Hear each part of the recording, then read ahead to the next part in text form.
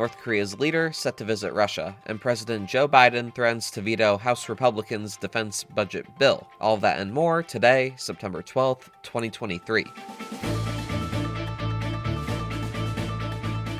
Good morning, early birds. I'm Zimone Perez, and this is the Early Bird Brief, produced by Defense News and Military Times. First up, North Korean leader Kim Jong Un will visit Russia. Both countries shared that news yesterday.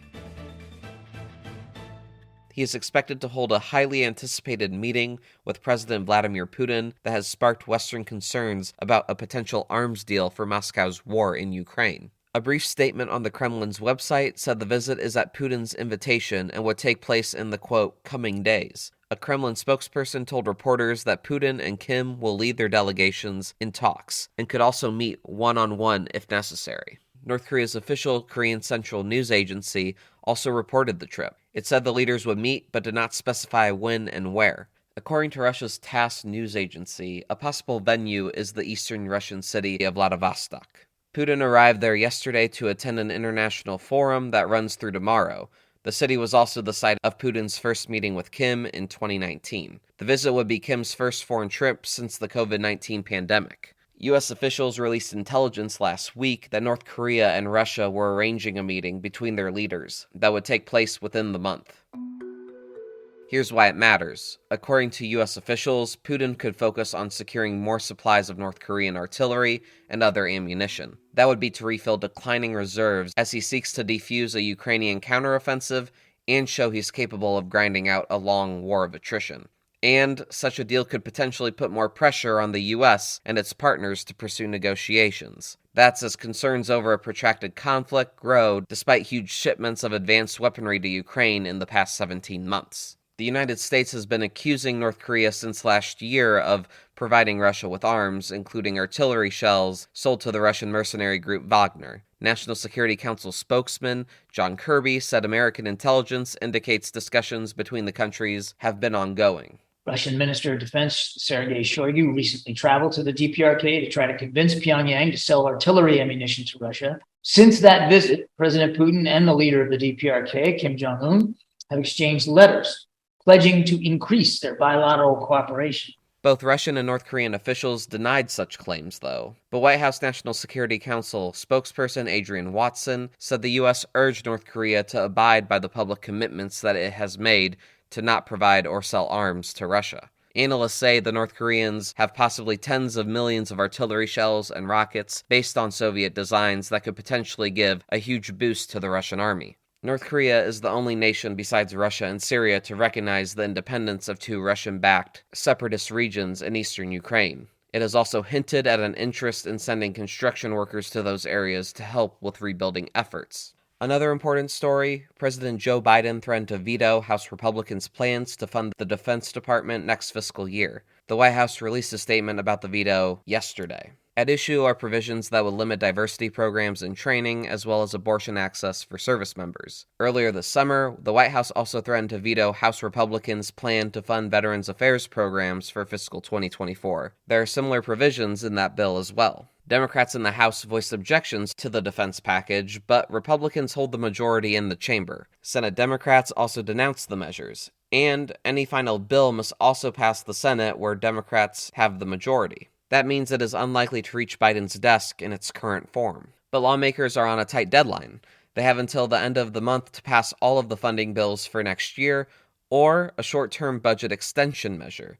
If they don't reach an agreement, the funding lapse will trigger a partial government shutdown. That could furlough many federal workers and delay paychecks for service members. Presidential advisors also voiced concerns about a plan to boost basic pay for junior enlisted service members above a planned 5.2% raise in January. They said the budget as written would not cover the cost. In other news, the Air and Space Forces Association is hosting its biggest annual conference this week. For more on this, senior Air Force Times reporter Rachel Cohen joins the episode today. So, Rachel, for those who don't know, what is the Air and Space Force Association annual gathering, and why is it a big deal? This is the association's biggest gathering of the year. Tens of thousands of people are out here, and it's basically like who's who of senior leaders, program managers, all the big faces kind of showing up on stage and in roundtables with the press to give us updates on, major initiatives that the Air Force is working on and the Space Force is working on. So it's the big dance of the year. So the event started yesterday, but for today and tomorrow, what are some of the big things you're monitoring before this annual conference wraps up? It's the time of year when they come out with their, end of year recruitment tallies, so sort of looking at the year in review and then the year ahead. As of right now, it looks like, the Air Force is going to finish about 10% short of where it wants to for recruiting, but that it's starting to kind of come back in a lot of measures. Its backlog of people that it has waiting to come in next year is growing again, which they like. Metrics like that. This is really kind of the biggest week of the year for acquisition news. Just in terms of program updates. So, we're looking for more information on the new B-21 bomber, and other parts of the nuclear arsenal. F-35 is also always a hot topic. And really just anything new about how airmen deploy, how much they're getting paid, the things that really make the world go round in terms of service members' lives. That's kind of what we've got an eye out for this week. Thanks, Rachel. If you enjoyed our conversation today, please like and rate us wherever you get your podcasts, and please see Rachel and others' work at airforcetimes.com and defensenews.com. Also on the radar for today, the U.S. Space Force and the National Reconnaissance Office launched their newest space observation satellites. The weekend launch is the latest in a largely classified mission called Silent Barker. The mission flew Sunday on a United Launch Alliance Atlas V rocket from Cape Canaveral Space Force Base in Florida. The satellites will track objects and potentially nefarious activities within the geosynchronous orbit. That's at about 22,000 miles above Earth. Here's why it matters. Tracking activity in space has been a growing priority for the Space Force and the National Reconnaissance Office. Adversaries like Russia and China have shown signs of possible aggression in the regime. In 2020, then Chief of Space Operations General Jay Raymond revealed that 2 Russian satellites were trailing a U.S. spy satellite and called the behavior, quote, unusual and disturbing. Most of the Space Force's space observation capabilities come from ground-based sensors. Those can view larger basketball-sized objects. But those ground-based sensors can't provide the level of visibility and the detail the agencies hope to get through Silent Barker. The Space Force's fiscal 2024 budget request includes $115.6 million for Silent Barker. The mission is expected to be fully operational by 2026. And now, here's some other stories that we're hearing chirps about. Yesterday, the U.S. marked 22 years since the 9/11 terror attacks. Nearly 3,000 people were killed when hijacked planes crashed into the World Trade Center, the Pentagon, and a Pennsylvania field. The attack reshaped American foreign policy and domestic fears. President Joe Biden spoke at a ceremony on a military base in Anchorage, Alaska. Defense Secretary Lloyd Austin spoke at the Pentagon 9/11 observance. As the years go by, it may feel that the world is moving on or even forgetting what happened here on September 11th, 2001. But please know this. The men and women of the Department of Defense will always remember. A top military court rejected a motion to overturn the death penalty conviction of ex-Army Major Nidal Hasan.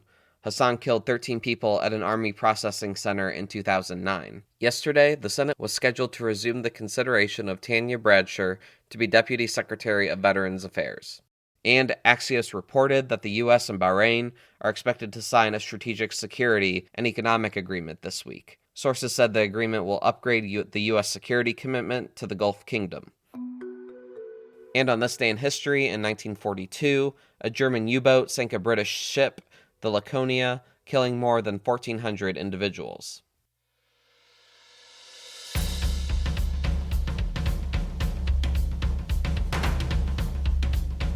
That's it for us this morning. To get more top stories and breaking news, go to defensenews.com/EBB to subscribe to the Early Bird Brief newsletter.